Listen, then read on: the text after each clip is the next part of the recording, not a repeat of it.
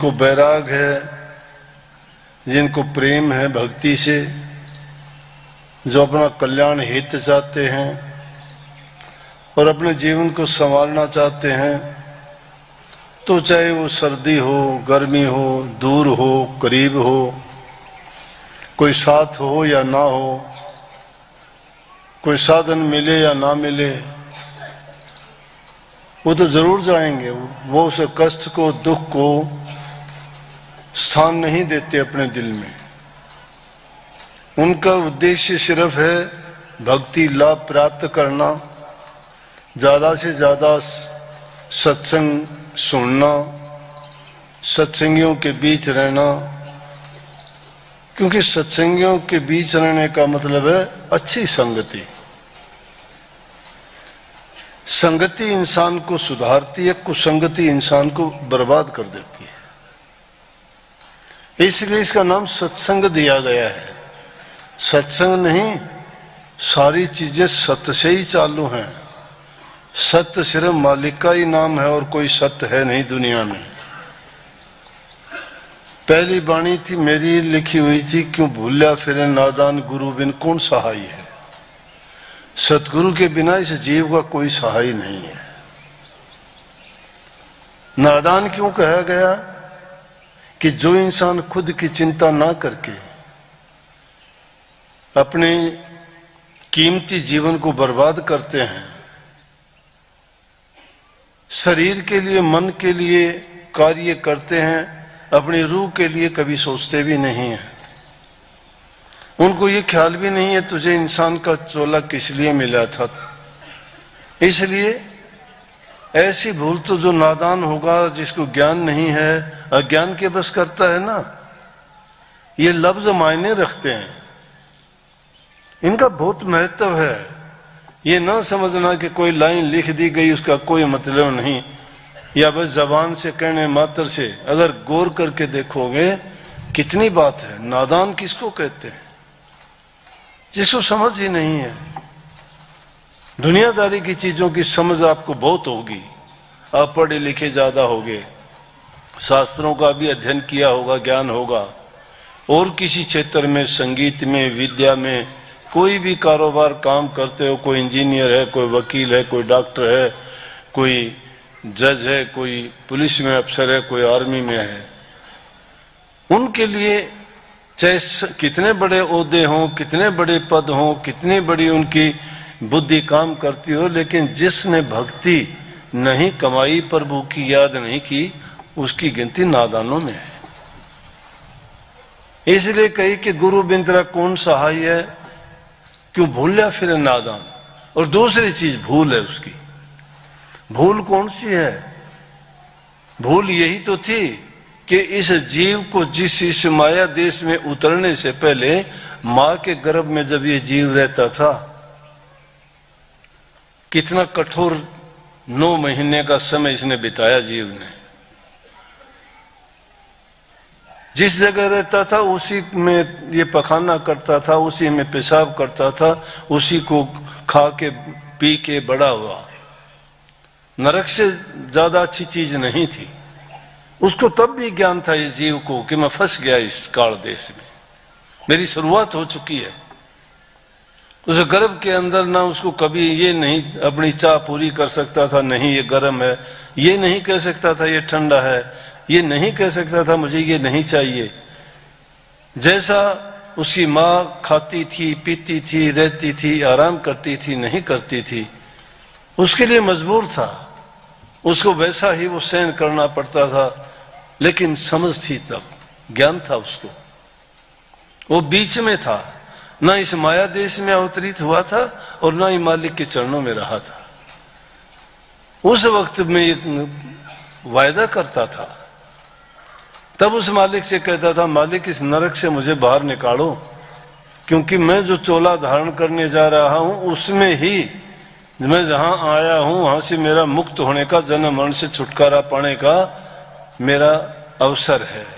मुझे अब में वो समय मिलेगा, मौका मिलेगा, माँ के गर्भ से बाहर जाऊंगा, मुझे गुरु से ज्ञान प्राप्त करके वापिस आपके चरणों में लौटना है। इसलिए कही कि भूल है इंसान की।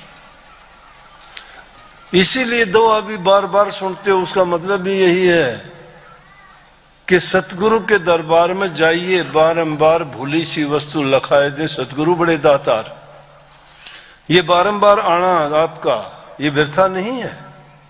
क्या पता किस वक्त में जीव को कौन सी वाणी, कौन सा वचन उसके दिमाग में जाए, किस घड़ी में उसके शुभ मुहूर्त निकले, शुभ अवसर उसको मिले, और किस बात के कारण, एक एक लफ्ज के कारण इंसान का जीवन बदला देखा हमने। और बदला ही नहीं, वो बड़े अपना काम करके चले गए, दुनिया को एक नमूना पेश करके गए।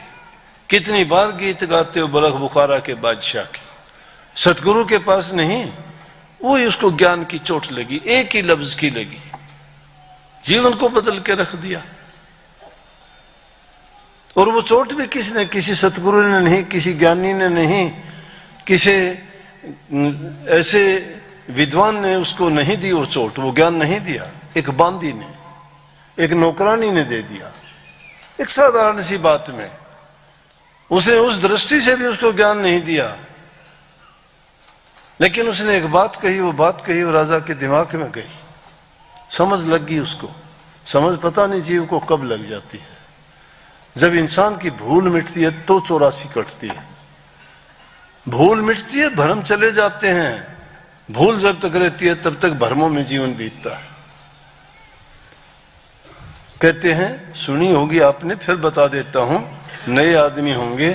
बलख बुखारा का बादशाह था। बलख बुखारा अपने ज्यादा दूर नहीं, एशिया में ही एक देश है। छोटे छोटे शहर थे उस टाइम में, रजवाड़े गांवों को ही रजवाड़े कह देते थे। छोटे छोटे गांवों में राजा होते थे, उनकी बादशाहत छोटी छोटी ही होती थी। बलख और बुखारा दो अलग अलग शहर हैं, अब भी बड़े बड़े शहर हैं वो। तो बलख और बुखारे की पहले दूसरी कहानी बता देता हूं कि एक बार एक बलख का गुरु था और उसके पास एक चेला रहता था बुखारा का। गुरु की सेवा की, गुरु ने उसको भक्ति का दान दिया, आशीर्वाद दिया, उसने सेवा की थी। गुरु की जो सेवा करता है, गुरु अपना सब कुछ उसको अर्पण कर देता है, सौंप देता है, अपना जान नसीन बना देता है, उसको अपने जैसा बना देता है। इसीलिए पलटू साहब ने कहा, पारस में और गुरु में यही अंतर हो जान, वो लोहा कंचन करे, गुरु कर ले आप समान। गुरु अपने जैसा ही बना देता है। लेने वाला होना चाहिए, उसकी जिज्ञासा होनी चाहिए, अभिलाषा होनी चाहिए। गया, उसको ज्ञान दे दिया गुरु जाने के बाद में, और वो बहुत बड़ा दूसरा महात्मा हो गया। जिसको ज्ञान दिया था गुरु ने चोला छोड़ दिया। उसका एक लड़का था, उसकी मां कहने लगी, बेटा बुखारा का जो था ना, अब मेहनत बना हुआ है, वो तेरे बाप से दौलत ले गया, सारी उससे लेके आ। गया, जाके कहने लगा कि मैं आपसे लड़ाई करने आया हूं। बोला, भाई लड़ाई क्यों करेगा मेरे साथ? क्योंकि वो राजा था। कहने लगा, तो मेरे बाप की दौलत लेके आया था। बोला, वो समझ गया। अज्ञानी मूर्ख दौलत पैसे को मानता है। ये पैसा मिट्टी है, कुछ भी नहीं है। ये इस लोक के काम आने वाली चीज है, आगे ये साथ नहीं जाती किसी के भी। समझ गया वो कि इसको ज्ञान नहीं है। बोला, क्या चाहिए ले जा। दे दिया उसको, सोना चांदी दे दिया, ऊंट भरवा के भिजवा दिए। लेके चला गया, जाके अपनी माँ से कहा कि ये लो, सब लिया। अरे मूर्ख, बहुत चालाक है वो, उसने तुझे नहीं दिया, रख ली उसने दौलत, तो तुझे कुछ नहीं दिया। बोले, दोबारा जा। दोबारा फिर वो गया सेना लेके। बोले, अब क्या है? बोला कि ना, तूने मेरे साथ धोखा किया है, असली दौलत नहीं दी, असली दौलत लेके जाऊंगा। उसने दोबारा से हीरे जवाहरात और बड़ी जो कीमती माणक मोती थे वो दे दिए कि बोला चलिए ले जा।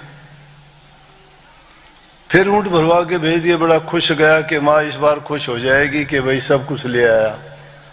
माँ से जाके बोलूंगा कि बोलो इससे कीमती तो चीज दुनिया में नहीं है कोई भी। लेके गया, जाके माँ से कहने, बोले मूर्ख रहा बेटा तुम, ये चीजें कोई काम आने वाली नहीं है। वो बहुत चालाक है, उसने असली दौलत अब भी नहीं दी। बोले उससे असली दौलत लेके आ। तिबारा जब गया तो जाके कहने लगा कि मुझे पागल ना बना, मुझे असली दौलत दे। बोले असली दौलत तुझे ऐसे नहीं मिलेगी, असली दौलत लेने के लिए पहले उसके लिए योग्य बनो। और योग्य कैसे बनेगा? अहंकार को त्याग किया और तेरे मन के अंदर तप, त्याग, सेवा और प्रेम की भावना पैदा कर। जब तक तेरे पास ये चीजें नहीं हैं वो दौलत नहीं मिलती। उस दौलत को लेने वाले के पास ये खूबी होनी चाहिए जो मैंने बताई है, जिसके दिल में प्रेम हो, शरीर से सेवा करता हो, मन से प्रभु के नाम का सुमन करता हो, पर उपकार और पर हित के लिए तत्पर रहे हमेशा, अपनी जो परवाह भी ना करे, भूख प्यास और आलस को जो त्याग दे, ये भक्ति रूपी दौलत उसको मिलती है। इतनी आसान नहीं है। लेकिन बात तो दूसरी बताना चाहता था। वहां बलख बुखारा का जो बादशाह था, 1.25 मन फूलों की सेज पे सोता था और बांदी रोजाना वो सेज बिछाती आई थी कभी से, जब वो छोटी उम्र में था, राजकुमार था उसी समय से। और रोजाना 1.25 मन फूलों की सेज पे सो के बड़ा आनंद से। जो अमीर लोग होते उनको गद्दों पर भी नींद नहीं आती, क्यों? काम नहीं करते, मेहनत नहीं करते। मेहनत करने वाला तो पत्थरों पर भी सो जाएगा, वो तो सड़क पे भी सो जाए। फुटपाथों पे सोते हुए देखे हैं, गाड़ियों के हॉर्न बजते रहते हैं, पास से ट्रेन गुजरती रहती है, उनके धड़ धड़ धड़ की आवाज, जमीन भी दलकती है, लेकिन वो नींद, क्योंकि वो थके हारे काम करने वाले होते हैं, पूरा दिन काम करते हैं, वहां भी वो मस्ती में सोए रहते हैं। जो काम नहीं करता, शरीर से श्रम नहीं करता, और जिनकी मन की भावना भी हमेशा संसारी पदार्थों के लिए भागती दौड़ती रहती है, उनको कहाँ चैन, कहाँ नींद, कहाँ आराम। वो शरीर से भी बेचैन, उनको नींद नहीं आती, करवटें बदल देते, मन से बेचैन, और ये उठपटांग सोच उनकी बनी रहती है। तो हर प्रकार से वो दुखी है, सुखी नहीं है। फिर भी 1.25 मन फूलों की सेज पे भिन्न भिन्न प्रकार की खुशबू, आनंद, आराम करने के लिए। बांदी बेचारी पूरा दिन काम करती थी, तो एक दिन उसके दिमाग में काम करते करते ख्याल आया, हर इंसान सोचता है, आप भी कभी भी मन तो कभी खाली बैठता ही नहीं, इसीलिए इसको शैतान कहा है। ये मन शैतान का घर है, शैतानियां सूझती रहती हैं। और अपनी देशी भाषा में और क्या करते हैं, कोई बुरा ना मानना, कि ठाली नान काटड़े मुंडे, ठाली डूम ठिकाने ढूंढे। वो कौन से ये मन है ठाली? ठाली डूम ठिकाने ढूंढे। ठाली अगर डूम होगा ना तो उसे कुछ मिले नहींगा तो उसके कहाँ जाऊं, किसके पास क्या बोलूं, क्यों? उसको आदत है बोलने की, है? तो जो खाली आदमी होगा, खाली मन शैतान का घर होता है, वो शैतान ही सूझेंगे उसका कोई ना कोई। तो उसने क्या किया, उसमें भी जो भी काम करता है आदमी सोच करता रहता है, विचार करता है। अब मैं भी सत्संग करते करते विचार करता हूं कि अब यह बात बोलूं तो अगली क्या बोलूंगा। दोनों तरह से मेरा काम करता है, जबान से बोलता रहता हूं, दूसरे पीछे से दिमाग ये भी सोचता रहता है अगली बात क्या बोलूंगा मैं। खाली कभी रहते ही नहीं, वो नहीं रहता खाली। नींद आ जाती है तो भी घूमते रहते हैं, पता नहीं मन कहाँ कहाँ जाता है, कहीं पहाड़ों में, कहीं नदियों में, कहीं शहरों में, कहीं बाग बगीचों में, पता नहीं कहाँ कहाँ घूमता रहता है। शरीर पड़ा रहता है, लेकिन ये शैतानी किए बिना नहीं रहता। लेकिन जिसकी वृत्ति लग जाती है प्रभु के चरणों में, उसको दूसरी अच्छी नहीं लगती। क्यों नहीं लगती? कि चैन तो वहां है, प्रभु के चरणों में जिसको ठिकाना मिल गया उसको और चीजों की दरकार नहीं है, उससे ऊपर कोई चीज नहीं है, उससे बड़ा कोई आनंद नहीं है, उससे अच्छी कहीं शांति नहीं है। संसार के पदार्थों में जहां जाओगे वो तो रुई लपेटी आग है। रुई में आग लपेटोगे कितनी देर रुकेगी? संसार के पदार्थ इसी तरह से हैं, जिस प्रकार से अग्नि को रुई में लपेट दो, थोड़ी देर के बाद में सिलक के धुआं निकल के आगे निकलेगी। जितने भी दुनियादारी के काम में किसी चीज को देख लो, धन को देखो, और कोई जितने पदार्थ इकट्ठे करते उनको देखो, कुछ समय के बाद में उनका हिसाब ही दूसरा हो जाता है। वो भी करते करते सोचती जाती है कि जिंदगी बीत गई, तेरे को तो नींद आ जाती है, ये 1.25 फूलों की सेज पे इसको क्या कैसी नींद आती होगी? वो आ रही थकी थी बेचारी, उसने सोची आज 1 मिनट लेट के देख ले। कोई देखता नहीं, इधर उधर देखा कोई नहीं है, बस बिस्तर को तैयार करके फूल बिछा के जो ही उस पर लेटी, और लेटते ही कहाँ उसको ऐसे बिस्तर सोने को मिलते थे, इतनी अच्छी सुगंधी फूलों की, और उसे पड़ते ही नींद आ गई। उसको पता ही नहीं लगा कितना टाइम गुजर गया। राजा आया, आके देखता है कि राजा का बिस्तर, राजा की सेज, और क्या हस्ती बांधी नौकरानी। रानी भी मेरे कहने और इजाजत के बिना मेरे कमरे में आके नहीं सोती मेरे बिस्तर पे, और इसकी ये औकात। गुस्से में भर गया, उसको जगाया भी नहीं, मस्ती में सोई पड़ी, उसको नहीं पता राजा आया कि नहीं आया, क्या क्या बात है। उसने कोड़ा उठाया, उसको पीटना शुरू कर दिया। उसको जब लगा तो अचानक उठी, तो उसके दिमाग में बात तो थी ना कि मैं लेट के देखना चाहती हूँ। उसकी समझ में तो अभी ये लेटी थी तुम, और ये तो 1 मिनट में ही सारा काम हो गया, गड़बड़ हो गया। तू उठना चाहती थी लेकिन देर होगी। अब उसने मारा तो 1-2 लगे, बड़ा दर्द होता है, कोड़ा चमड़े का होता है, अगर वो लग जाए शरीर पे बहुत दर्द करता है। 1-2 लगा जब तो बेचारी ने आ ऊ की उसने, लेकिन दूसरे तीसरे के बाद में क्या क्या हंसने लगी जोर जोर से, क्योंकि उसका मन फिर भी काम करता था। क्या कर दिया मैंने, बहुत गलत कर दिया, मुझे देख कितनी सजा मिली, क्यों मिली ये सजा, क्योंकि मैं राजा की सेज पे सो गई। लेकिन फिर विचार आता है, राजा की सेज पे तो सोई, फूलों की सेज पे सोई थी, तेरे को 1-2 मिनट 5-10 मिनट सो गई होगी, आध घंटा हो गया हुआ, उसके सोने के कारण इतनी कड़ी सजा, कोड़ों से तेरी पिटाई होगी। अगर तुझे ये सजा है तो इसकी क्या सजा होगी जो सारी जिंदगी सोता आया है, इसकी तो बहुत बुरी हालत होगी। क्यों सजा इस चीज की मिली है, नहीं तो आज तक मुझे कभी सजा नहीं मिली। फूलों पे आध घंटे सोने से मुझे इतनी सजा मिल गई, इसका बेचारे का क्या हाल होगा। हंसने लग गई। राजा बोला या तो कोड़े मारता था, कोड़ा हाथ से छूट गया, कि इसको तो दर्द होना चाहिए था, रोना चाहिए था, गिड़गिड़ाना चाहिए था, याचना करनी चाहिए थी, क्षमा मांगनी चाहिए थी, ये हंसती है। बोले बांधी हंसती क्या है, फिर भी जोर जोर से हा हा करके रावण की तरह से हंसने लगी। बोले पहले मुझे बता हंसने का कारण क्या है, नहीं तो तुझे और मैं पीटूंगा। बोले राजा रहने दो तो अच्छा है। ने बोला नहीं बताओ मुझे बात क्या है। बोले मेरे मन में ख्याल आया कि एक थोड़े से टाइम के लिए मैं आपके इस फूलों की सेज पर सो गई तो मुझे इतनी सजा मिली, लेकिन आप कब से सोते आए हो। राजा के दिमाग में भी वो वचन ऐसा लगा जैसे गोली, आर पार हो गया वचन। बोले फिर क्या। बोला आपकी क्या हालत होगी, थोड़े से समय सोने से मुझे इतने कोड़े लगे हैं, आपकी क्या हालत होगी। बलख वगैरह के बादशाह के दिमाग में यही ज्ञान था। ऐसी चोट लगी, कवि साहब की वाणी में, शब्द की चोट लगी मेरे दिल पे जी, बेंद दिया तन सारा महाराज मुँह पे साई रंग डारा जी। उसने कही कि ऐसी चोट लगी आर पार हो गया, मेरा तो काम बांधी खराब कर दिया। अब जीवन की वो परत खोल दी जो अज्ञान के बस में जी रहा था। अभिमान था मेरा, अज्ञान था मेरा, नादानी थी मेरी, ना समझी थी। तूने मुझे राह दिखा दिया। आज से तू बांदी नहीं, नौकरानी नहीं, तू मेरी गुरु हो गई। आज से राजकाज को छोड़ के चल दिया सत्य की खोज में, सत्य संगति की खोज में। जो आपको अवसर मिला ये हरेक को नहीं मिलता। देवी देवता भी तरसते हैं कि इंसान का चोला मिले, लेकिन इनको जो चोला मिला है क्या ये इसका महत्व जानते हैं। हम जानते हैं क्या कि हमारे जीवन की कितनी कीमत है। ये तन तुमने दुर्लभ पाया, कोटि जन्म जब भटका खाया।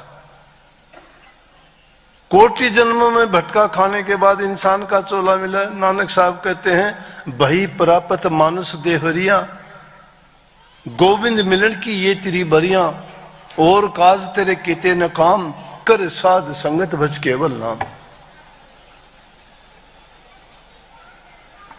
कि सिर्फ साध संगत करो और नाम की कमाई करो, तुम्हारा परमात्मा से मिलने का यही अवसर है और दूसरा अवसर नहीं है।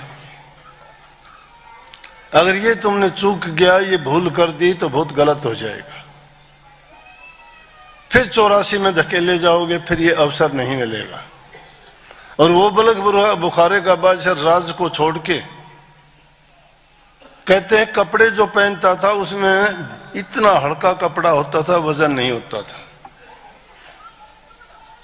पैरों में इतने नरम जूते पहनता था कि उसको पता ही नहीं लगता था।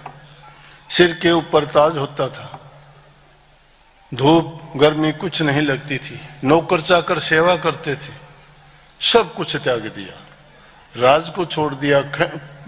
एक बस कपड़ा ले लिया, शरीर सब कपड़े त्याग दिए, जूतियां त्याग दी, और मस्ती में जाके गुरु की खोज करके उन्हें नाम की कमाई की। और फिर मस्ती में गाता, अपने आप गाता, सुल्तानी बलख बुखारे दा, सुल्तानी बलख बुखारे दा, सुल्तानी बलख बुखारे दा, सुल्तानी बलख बुखारे दा। कदे पालंगियां में चालते अज पाए लागी गारे दा, सुल्तानी बलख बुखारे दा, सुल्तानी बलख बुखारे दा। तन 5 टके पोशाक थी, अज तन पर गुदड़ भारे दा, सुल्तानी बलख बुखारे दा, सुल्तानी बलख बुखारे दा। खाता भोजन 36 प्रकार है, अब बासी श्याम सकारे दा, सुल्तानी बलख बुखारे दा। और आखिर में कहता है, बांदी तू मेरे गुरा समान, तन रा बता दिया प्यारे दा, सुल्तानी बलख बुखारे दा।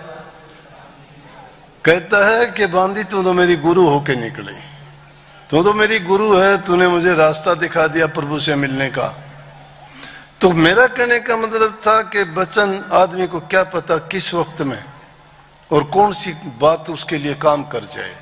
सारी जिंदगी सुनते सुनते चले जाओगे, लेकिन कभी ना कभी ऐसी दिमाग में बात लगेगी, आपके जीवन को बदल देगी। यह है सत्य संगति में बैठने का आदमी को फायदा। इसीलिए मैं बार बार कहा करता हूं, जितने भी इस जीव को नेक इंसानों में बैठना, उनसे बात करना, उनसे चर्चा करना नाम की, गुरु की महिमा की, भक्ति की, और अपने जो सुमन भजन करते हो उस बारे में जो जो चर्चा करोगे, उनके बारे में आप जिक्र और बात करोगे, तो आपकी जिज्ञासा बढ़ती चली जाएगी। एक प्रकार के आपके दिल में जो पवित्र भावना है वो बढ़ती चली जाएगी, और तुम्हारी दुर्मति है वो दिल से निकल जाएगी, भागती चली जाएगी। सत्य संगति से सुसंगति पाके ही ये जीव सुधर, सठ सुधरी सुसंगति पावा। मूर्ख से मूर्ख इंसान भी अच्छी संगति मिलने से सुधर जाता है। इसलिए जितना ज्यादा हो सके सत्संग, जहां कहीं भी, मैं नहीं कहता कि यहीं आके बैठो, कोई हमारी पाबंदी नहीं है। उत्तम विद्या जहां से मिलती है, उत्तम ज्ञान जहां से भी मिलता है, सुनने में दोष नहीं है। ये तो धर्मांधता है, लोगों ने धर्म और मत के उसमें बंद के और लोगों पर पाबंदियां लगा दी। दूसरे गुरु के पास ना जाना, उनका सत्संग नहीं सुनना। क्यों नहीं सुनना? उनकी पोल खुल जाएगी, उनकी पोल खुल जाएगी। वो झूठी कूठी बात इधर उधर की लगा के उन जीवों को खूंटे से बांध देते हैं। वो बेचारे फिर मेर तेर में आगे, अरे तुम्हें द्वेष की भावना पढ़ाते हो, ज्ञान कौन सा देते हो? नहीं, अच्छी बात, अच्छा ज्ञान, किसी भी धर्म में जाओ, किसी गुरु के पास जाओ, कहने को तो सब कहेंगे कि भाई बुरी चीजों का त्याग करो, अच्छी चीजों को अपनाओ, प्रभु की भक्ति किया करो, पर उपकार किया करो, पर हित किया करो, अच्छे काम करो, दान करो, पुण्य करो। लेकिन पर्दे के पीछे कुछ और ही करते हैं। कहते तो ये हैं, लेकिन ना आप वो करते, ना उनके शिष्य करते। शिष्य क्यों नहीं करते? क्योंकि उनका गुरु नहीं करता है, और गुरु उनको सिखाता है ऐसा नहीं करना। ये बहुत बुरी बात है। महर्षि जी कहा करते थे कि किसी धर्म में पैदा हो जाना बुरा नहीं है, लेकिन किसी धर्म में मर जाना बहुत बुरा है। तुम्हें ज्ञान कहीं से भी मिले, किसी धर्म के माध्यम से मिले, लेकिन उस धर्म के पाबंद बन के नहीं। अच्छी बात जहां से भी मिलती हो, जीव के कल्याण की, सुधार की और तुम्हारे हित की, जो तुम्हारे जीवन को सुधारती है, वो चीज हर जगह से ले लो। दत्तात्रेय जी ने 24 गुरु बनाए थे। उन्होंने तो पानी को, पपैये को, चींटी को भी, पत्थर को भी, सूरज को भी, चंद्रमा को भी, क्या क्या कहीं मगरमच्छ को भी, जिसको जो भी जिससे कोई शिक्षा मिली, कोई उसमें ये चीज करते हुए दिखाई दिए, उसी को गुरु मान लिया। गुरु नाम है ज्ञान देने को। इसलिए ये नाम सत्य का लेते हैं हम कि सत्य संग करते हैं, झूठ संग करते हो। सत्संग कहां करते हो? सत्य तो प्रभु का गुण है, वो उसी का नाम है। सत्य के आश्रय सब कुछ चलता है, उसी के सहारे से सब कुछ ये है। ये सारी सृष्टि ये सत्य से बनी है। सत्य नाम शब्द का है। शब्द ने रची त्रिलोक की सारी, शब्द से महिमा पहली भारी। शब्द ने 7 दीप नौखंड कियरी, शब्द से चांद और सूरज भयरी। सब कुछ शब्द है। नानक साहब कहते हैं, शब्द ही धरती, शब्द ही आकाश, शब्द ही शब्द भया प्रकाश। सगड़ी सृष्टि शब्द के पाछे, नानक शब्द घटे घटाछे। शब्द ने रची है, शब्द सत्य है। इसीलिए उस सत्य होने के कारण नाम सत्संग पड़ा। सत्य होने के कारण सत्य का ज्ञान देने वाले को सतगुरु कहा। सत्य की चर्चा करने वाले जगह को सत्संग कहा। तुम्हें सच्चा ज्ञान देने वाली चीज को सत्य नाम कहा। तो सत्य नाम, सतगुरु, सत्य संग ये जीव का हित और कल्याण करते हैं। ये सत्य का संदेश देते हैं। तो जब ऐसी जगह में बार बार जाओगे तो तुम्हें सत्य को उतने ही करीब लेके जाएंगे। ये धीरे धीरे करके, एक छोटी सी बात है, अगर किसी तुम मैले वस्त्र को धोते हो, एक बार साबुन लगाने से नहीं धुलता, दोबारा फिर लगाते हो, दोबारा नहीं धुलता, तिबारा फिर लगाते हो, तो भी नहीं धुलता। उसकी पिटाई छिताई करके कोई ना कोई चीज से, और उसको उसके दाग हटा के मानते हो कि नहीं मानते? वो तो बाहर से दिखाई देते हैं, लेकिन इस पापी दुष्ट मन पर जो दाग पड़े हुए हैं, वो एक दिन में कैसे हटा लोगे आप सोचते हो गुरु ने नाम बता दिया। नाम क्या नाम बता दिया? किसको नाम मानते हो आप? नाम है क्या चीज? ये 2 अक्षर का, 5 अक्षर का, 4 ध्वनि का, 5 ध्वनि का, 5 मंजिलों के 4 ठिकानों के नाम तुम्हें बता दिए तो नाम मिल गया क्या? नाम इसे नहीं कहते। नाम वो चीज है जो तुम्हारा कल्याण कर देगा। और वो नाम कैसे मिलेगा? नाम तुम्हारे नेक नामी से, नेक कर्मों से। जब तक वो शुद्धता मन में नहीं है, पवित्रता, तुम्हारी रूह पवित्र नहीं है, तब तक कुछ नहीं है, धिक्कार है। नाम लेके नाम की कमाई करोगे तो ही वो शुद्ध और पवित्र होंगे। उसमें बड़े बड़े दाग पड़े हुए हैं। युगों युगों से ये मन ऐसे कर्म करते आया है, जिसके कारण उसमें इतनी मलिनता है कि नेक रास्ते पे चलना ही भूल गया है। इसीलिए तो जरूरत पड़ी कि उसको गुरु के ठिकाने पे जाए, गुरु से वो दीक्षा ले। लेकिन उसके लिए हमारे पास समय नहीं है। बुद्धि, काल और माया ने ऐसी हर ली है कि उन्हीं चीजों की ओर हमारी दृष्टि रहती है, जिससे ये दुनियादारी के लोग बहके हुए फिरते हैं। हम भी उस भ्रम में और उसी नादानी में हैं। लेकिन ये बात याद रखो कि गुरु के बिना इस जीव का कोई मददगार और सहाय नहीं है। ये माँ बाप ये कोई किसी का क्या साथ देंगे? तुम्हारा नेक कर्म है। इंसान बड़ा मतलबी है। इसको जब अपनापन देखता है, अपना स्वार्थ देखता है, वह सब कुछ अच्छा है। और जहां इसका स्वार्थ नहीं होता ना, बहुत जल्दी मुंह फेर लेता है ये। फिर ये सब कुछ भूल जाता है। और जब तक इसकी जरूरत है, दुख, तकलीफ, परेशानी में, तो इसको सब कुछ याद आता है। और थोड़ा सा दुख दर्द दूर हुआ, फटक जाता है, भाग जाता है, नजदीक भी नहीं, देखना भी नहीं चाहता। नहीं, फिर कोई कुछ किसी का रिश्ता नहीं। कोई आदमी है, सड़क पे चलते हुए कार की दुर्घटना हो गई, आदमी कार से नीचे गिर गया, बेहोश हो गया, चोट लगी है। जाने वाले रास्ते से गुजर जाते हैं। एक कोई किसान बराबर से गुजरता है, गाड़ी लिए खेत से आता है, देखता है, उसके दिल में करुणा है, दया है, देखा कि अगर इसकी मदद नहीं की तो मर जाएगा, अपनी गाड़ी में रखता है उसको, डॉक्टर के पास जाता है, डॉक्टर कहता है मेरे बस का नहीं है, इसको चोट ज्यादा लगी, शहर में ले जाके जाओ। शहर में लेके जाता है, हॉस्पिटल में दाखिल करता है, डॉक्टर कहता है इसका ऑपरेशन करना पड़ेगा। जिम्मेवार कौन है? बोला कि मैं जिम्मेवार हूं। डॉक्टर कहता है पैसे बहुत लगेंगे। बोला कितने लगेंगे? मैं दूंगा। उसके घर वालों का पता करके उनके पास संदेश भेजता है वो आदमी, उसका ऑपरेशन करा देता है, वो ठीक हो जाता है, घर वाले आ जाते हैं, पत्नी आती है, माँ बाप उसके आते हैं, बच्चे होते हैं, अलग कमरे में शिफ्ट कर दिया जाता है। ऑपरेशन के बाद आंखें खोलता है, होश में आता है, देखता है, बड़ा खुश होता है। बोला कि बड़ी कृपा हुई मालिक की, मैं बच गया। पिताजी, माँ, पत्नी, बच्चों से मिलके बड़ा खुश हुआ। लेकिन उस जब जमींदार आदमी को देखता है, किसान को, देहाती को, गांव वाले को, बोला ये कौन है? तू क्या करता है यहां? तू कौन है? हमारे कमरे में कैसे आ गया? उसके माँ बाप बोले बेटा यही तो है तेरे प्राण बचाने वाला, हमें पता ही नहीं लगता कि तू कहां गया, क्या हुआ। इसी ने तो तेरा ऑपरेशन करवाया, यही हॉस्पिटल लेके आया और इसी ने सारा सब कुछ किया, इसी ने हमें संदेश दिया तो हम आए हैं। जब कहता है भाई तेरा भी बहुत बहुत धन्यवाद। जब इंसान का मतलब नहीं ना, दुश्मन दिखाई देता है। जब पता लगता है इसने तेरा हित किया है, लेकिन उस इंसान ने हित करके कोई एहसान नहीं किया, उसके दिल में करुणा थी, दया थी, वो आपकी तरह सत्संगी था, उसके अंदर वो सद्गुण भरे हुए थे कि किसी की मदद करनी चाहिए।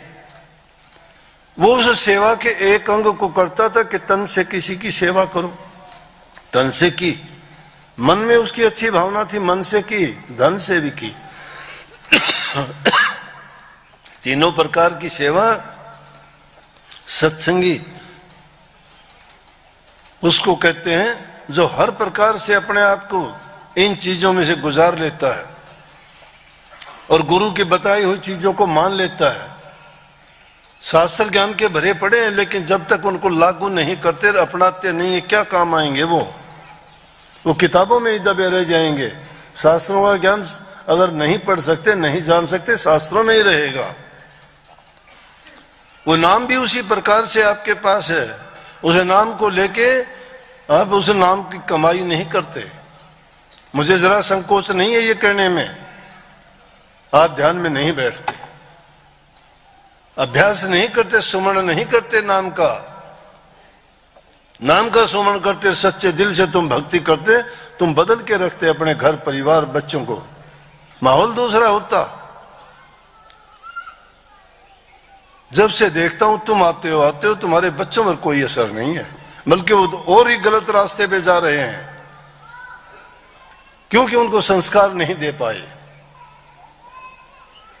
वो शिक्षा नहीं दी आपने। आप अकेले आने से क्या फायदा हो? आप अगर सच्चे मन से, मैं कहता हूं ये माताएं सच्चे मन से नाम का सुमरण करती हुई सब्जी बनाए, रोटी बनाए और ख्याल हमेशा अच्छे रखें, तो उस खाना खाने वाले के भी विचार बदल जाएंगे। चाहे वो डाकू भी है तो भी वो एक महात्मा बन जाएगा। उस भोजन में भी वो शुद्ध और पवित्र विचार जाएंगे बनाने वाले के। लेकिन तुम बनाते वक्त तुम्हारे और ही ख्यालात चलते हैं, बच्चों की तो और ध्यान ही नहीं है। माँ बाप की संपत्ति सबसे बढ़ के उसकी बच्चे और संतान है, जिसकी संतान बिगड़ गई उसका जीवन खराब। लेकिन उनको संभालना सिर्फ ये नहीं है कि उनको कोई अक्षर ज्ञान दिला के तुमने कोई पद दिला दिया, कोई उनको डिग्री दिला दी, वो तो अपने रोजी रोजगार के लायक हो गए। अरे उनसे अच्छा गुण ये, उनको योग्य और चरित्रवान बनाओ, वो सब कुछ अपने आप कर लेंगे। फिर वो डिग्रियां भी ले लेंगे, वो जो कमाई करनी है वो भी कर लेंगे, लेकिन सबसे बड़ी चीज जो उनके दिल में होगी वो परहित और परोपकार होगा। उनके हृदय में प्रेम और सेवा की भावना होगी और ये चीज जिसके हृदय में होंगे वो आस्तिक होगा, नास्तिक नहीं होगा, प्रभु को मानने वाला होगा। और जब भी कोई गलत ख्याल विचार उनके मन में आएगा वो उस करने से पहले 1000 बार सोचेगा। बल्कि ऐसे व्यक्ति जिनको ये सद्गुण मिले हैं तो वो तो तौबा कर लेगा कि मैं कष्ट भोग लूंगा, मैं किसी का बुरा नहीं करता। वो आदमी जब इन चीजों का अभ्यास करेगा उसका जीवन बदल जाएगा, जीवन पवित्र हो जाता है। यह है सत्य के रास्ते पे चलने का, यह है सत्संग। जब सत्संग में आके तुम्हें कुछ लाभ मिला ही नहीं है, उनको चीजों को अपनाया नहीं, तो सत्संग में बाहर बन के बैठे रहे कि कानों को बंद करके बैठ गए। कितनी बातें बताई जाई हैं, एक बात भी अगर साल में आप अपनाते तो 20 साल में तो 20 गुण अपना लेते, 20 गुण। लेकिन हमने तो एक गुण भी नहीं अपनाया। अरे बच्चा भी एक साल में एक क्लास चढ़ा देता है, प्रथम वाला द्वितीय में, द्वितीय वाला तीसरी में, तीसरी वाला चौथी में। तुम वहीं के वहीं क्यों बैठे हो कायदा लिए, किताब तक भी नहीं पहुंचे। ना पहुंचने का कारण भैया मिट्टी के नहीं हो, ज्ञान है आप में, समझ है आप में वो गुण है जो परमात्मा में गुण है। इंसान को परमात्मा ने अपना रूप दिया है, इसमें पांचों तत्व तीनों गुण हैं। उससे अलावा इसमें बुद्धि ज्ञान विवेक विचार भी है। ये अपना हित और नुकसान भी जानता है कि किस चीज में मेरा फायदा है, किस चीज में मेरा नुकसान है। और फिर भी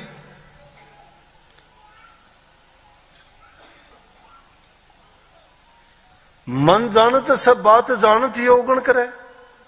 ये मन सब बातों को जानता है, जानते हुए भी अवगुण करता है। अरे काहे की कुशलात हाथ दीप ले कुएं पड़े। कुशलात कहाँ है, हाथ में दीपक लिए फिरता है फिर भी कुएं में गिरता है।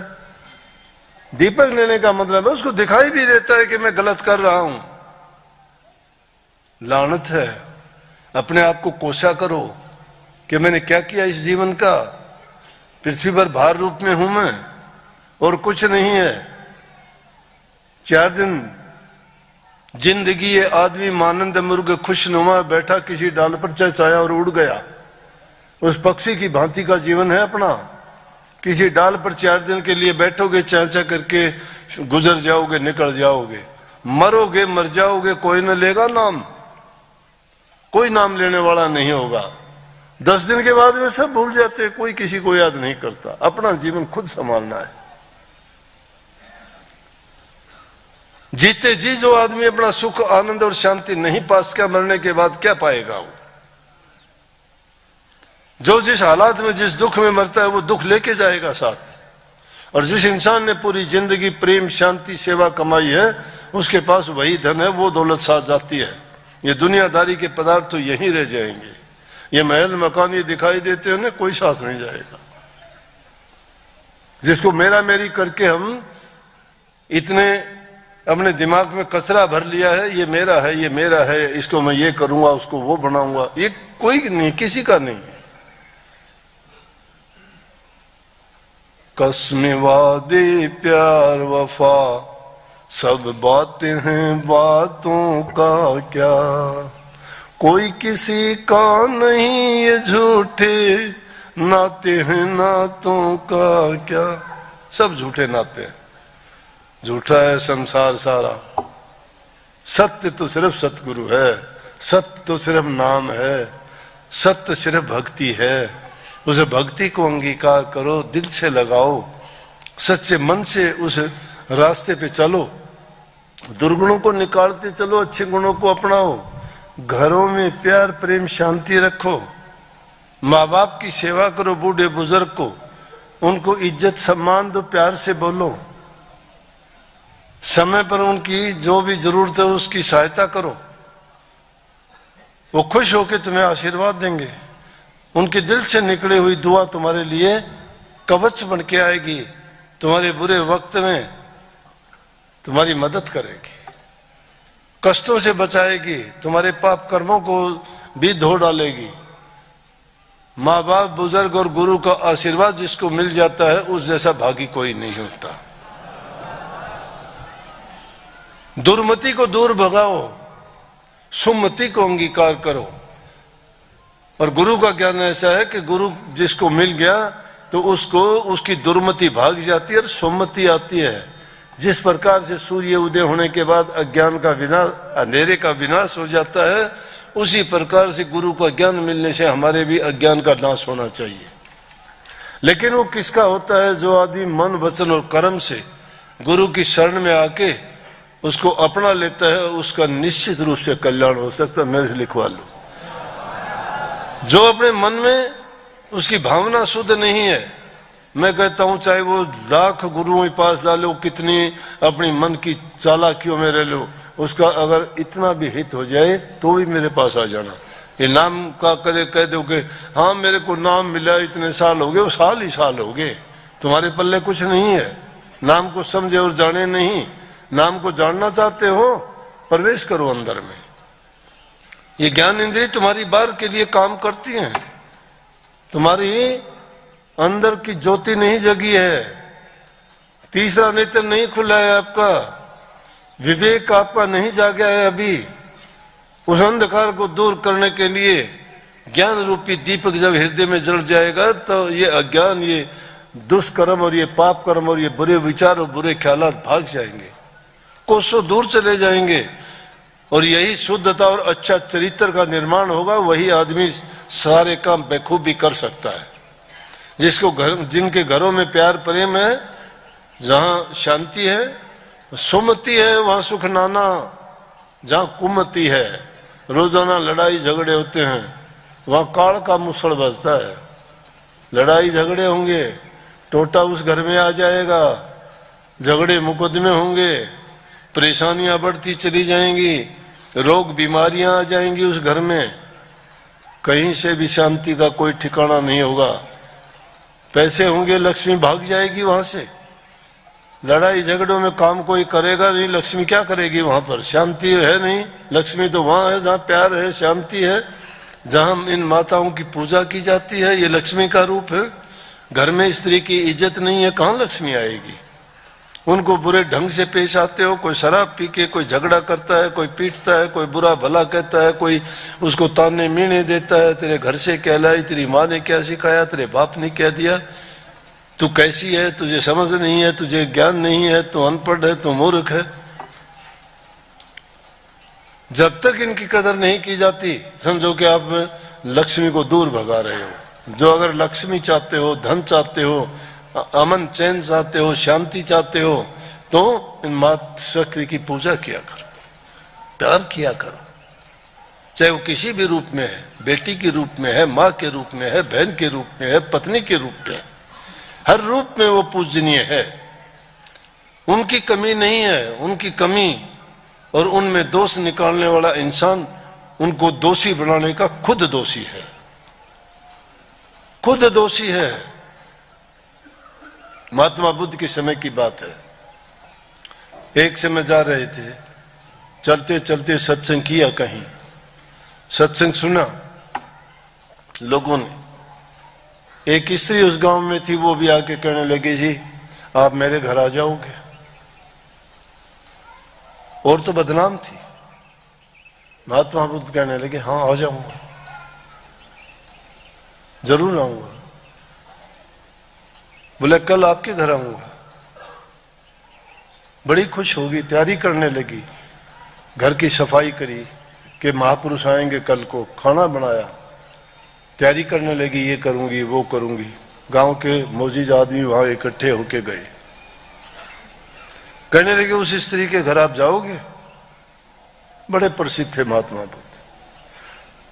इतने दिन का तप करने के बाद में जब वो प्रचार के लिए निकले तो हर इंसान जानता था कि महात्मा बुद्ध के समान महान महात्मा कोई नहीं है उस युग में। कहने लगे उसके स्त्री के घर जाओगे? बोले हाँ मैंने कहा है उसके घर जाऊंगा। बोला उसके घर नहीं जाना। बोला क्यों नहीं जाऊं? बोला वो स्त्री अच्छी नहीं है। बोले अच्छा क्यों, क्या बुरा है उसमें? बोला नहीं वो स्त्री बदनाम है, उसके कर्म अच्छे नहीं है। बहुत अच्छा, आप इसी गांव के हो? बोले हाँ। बोला आदमी तो सब अच्छे होंगे। चुप। बोले आपने जवाब नहीं दिया। आदमी अच्छे हैं सब, चुप। बोले स्त्री को दोष देने वाले अपने गिरहबान में झांक के देखो, अगर इंसान अच्छे होते तो बुरी कैसे होती। बुरे इंसानों ने उसको बुरा बना दिया। अगर वो नेक इंसान होते तो उसको बुरा कैसे कह सकते थे। हमारी दृष्टि में दोष होता है, दूसरे के दोष देखने में बड़े माहिर हैं हम, अपने दोष नहीं देखते। किसी को दोषी बनाने वाला होता कौन है। इसलिए कहता हूं कि इनको अगर कोई दोषी करार देता है या उनमें कोई बुराई देखता है तो बुराई उनमें थोपने वाला कौन है, इंसान है। अगर ये इंसान अगर सही हो तो वो कोई स्त्री अपनी तरफ से गलत नहीं करती है और फिर उसी का दोष निकालता है। इसलिए मैंने कही अपने शास्त्रों में लिखा है, यूं तो कई अपने मतलब की बात निकालते हैं, कहते हैं जहां नारी की पूजा होती है वहां देवताओं का वास होता है, वहां देवी का वास होता है। सेठ लोग होते हैं अपनी स्त्री को जैसे भी होती है बहुत प्यार करते हैं, बहुत उसको इज्जत और सम्मान देते हैं, इसलिए वो धनवान होते हैं सारे। और ये दूसरे होते हैं नहीं हमारे जैसे मोटे दिमाग के लोग, वो पता नहीं क्या क्या उनको कहते हैं, तो इसलिए उनके घर का टोटा कभी जाता ही नहीं। लक्ष्मी वहां क्या करेगी। लक्ष्मी उसी घर में वास करती है जहां प्रेम है, जहां शांति है, जहां स्त्री की पूजा की जाती है। इसलिए जिस रूप में भी हैं वो, उस रूप में उनको इज्जत सम्मान और प्यार दे के देखो कि वो कितना प्यार करेंगी। स्त्री तो अपने आप को न्यौछावर कर देती है, इंसान दगेबाज और धोखेबाजी करता है। इसलिए घरों में प्यार प्रेम और शांति और सम्मति लाने के लिए इन माताओं की पूजा कर, और फिर देखना कि ये आपकी पूजा करती है कि नहीं करती। इंसान अगर 10 साल बाहर रह के घर आ जाता है वो अपना लेती है कि आ जा, और स्त्री अगर 4 दिन बाहर चली गई अपना लोगे आप लोग। अरे माता सीता को भी बाहर निकलवा दिया था, सती होते हुए इतनी पवित्र होते हुए भी लांछन लगा दिए थे। इसलिए बुराई ना, अपनी दृष्टि का सुधार करो, विचारों को पवित्रता लाओ। जो खुद चरित्रवान है वो दूसरे में बुराई नहीं देखता, लेकिन जिसने अपनी दृष्टि में ये बना लिया, अपना ख्याल बुरा बना लिया, वो आदमी किसी में अच्छाई नहीं देख सकता। लेकिन सत्य के आगे झूठ नहीं टिक सकती। सत्य परेशान हो सकती है, हारती नहीं है कभी। अपने मन में रखो, सत्य ये है सत्य का खेल। सत्य के रास्ते पे चलने वाले बनो, चरित्रवान बनो, अच्छे गुणों को अपनाओ।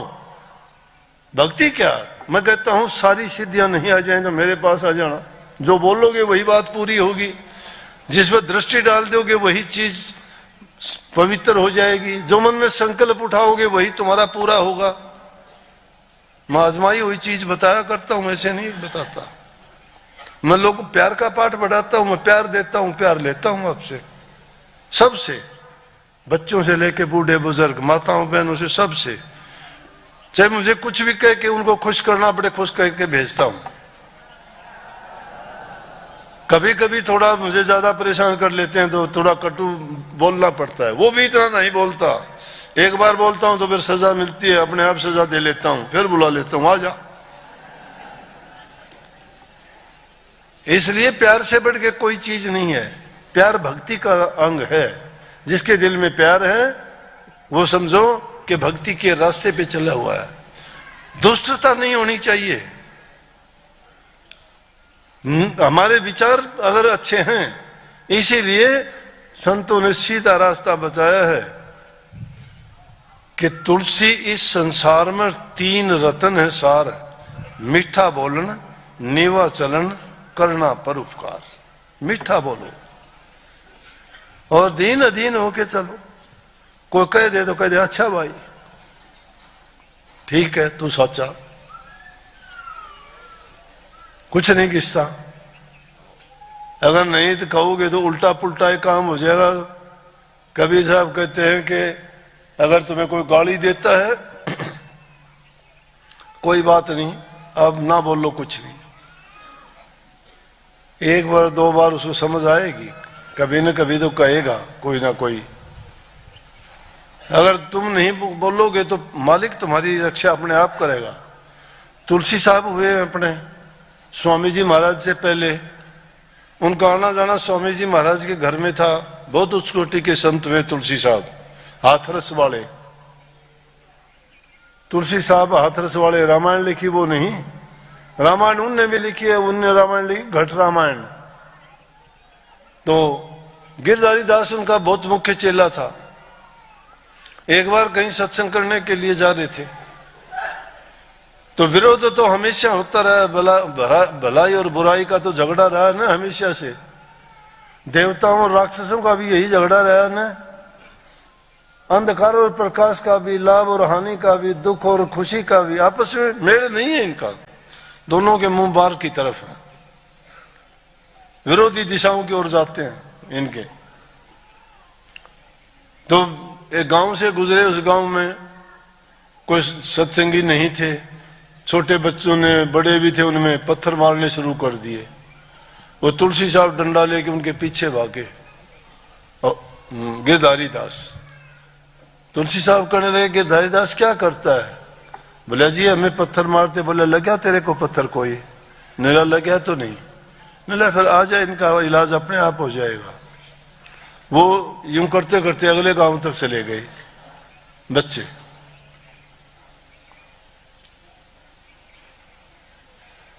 तो अगले गांव तो चले गए। ये तीन चीज ऐसी होती हैं, इनको मुड़ के जवाब नहीं देना चाहिए। साकेत, शुक्र और कुकरा। नीच आदमी साकेत, कुकर कुत्ता, इनने मुड़ के जवाब ना दो। मुड़ के जवाब दोगे ज्यादा भौं भौं करके ज्यादा पीछे पड़ेंगे वो।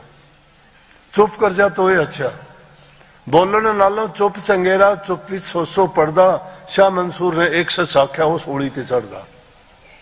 चुप्पे चंगा नानका, नानक साहब ने भी कही चुप्पे चंगा नानका। बोलना किसी से, कहने दे कह के रह जाएंगे।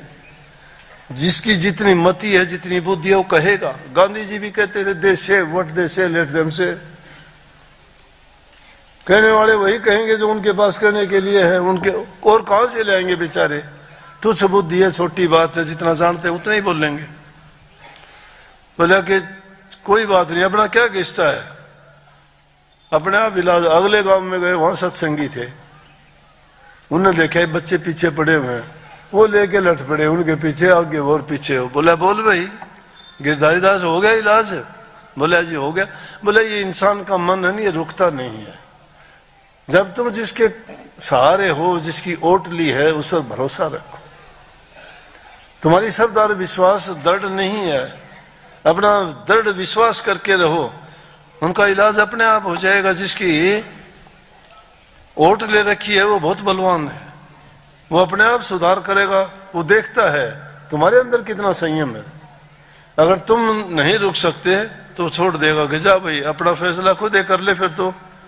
फिर मेरा नाम लेके क्यों बदनाम करता है कि प्रभु भगत हूं मैं, ये हूं वो हूं। इसलिए ये गुणों की बात है। अवगुण जब त्यागोगे और सगुण आप में आ जाएंगे तो सब कुछ अपने आप ठीक होता चला जाएगा। इस जीवन में जिसको इन चीजों को जो प्राप्त कर लेता है, ये शांति देने वाली चीज है। जिसको शांति मिल गई उसको सब कुछ मिल गया। और जीवन में सब कुछ दे के भी अगर शांति मिल जाए तो भी सस्ती है। कहीं तो ये है कि सिर के साथे भी गुरु मिल गया, क्योंकि गुरु मिल गया तो गुरु मिले फिर कहाँ कमाना। अरे गुरु मिल गया फिर हमने कमाई क्या करेंगे, क्यों करेंगे? लेकिन गुरु मिल गया कैसे? गुरु मिला वो जानो जो गुरु की बातों को मानता है। जो गुरु की बात नहीं मानता उसको गुरु कहाँ मिला? उसको तो गुरूर मिल गया। गुरु को छोड़ के जो गुरूर रखता है वो गधा बनता है, कुछ नहीं बनता। कदे नाम के एकले भरोसे बैठे रहो। ये भी बता दूं मैं, तुम्हारा कल्याण और हित किससे गुरु की मर्जी के बिना नहीं होगा। जो जो गुरु आज्ञा को भूले वो सब कष्ट जून में झूले, नरकों में जाना पड़ता है उसको। बात कभी फिर किसी सत्संग में बता दूंगा कि इस तरह वाली जो जिसने ऐसा किया उनकी क्या हालत हुई। तो बहुत बहुत सबको आशीर्वाद।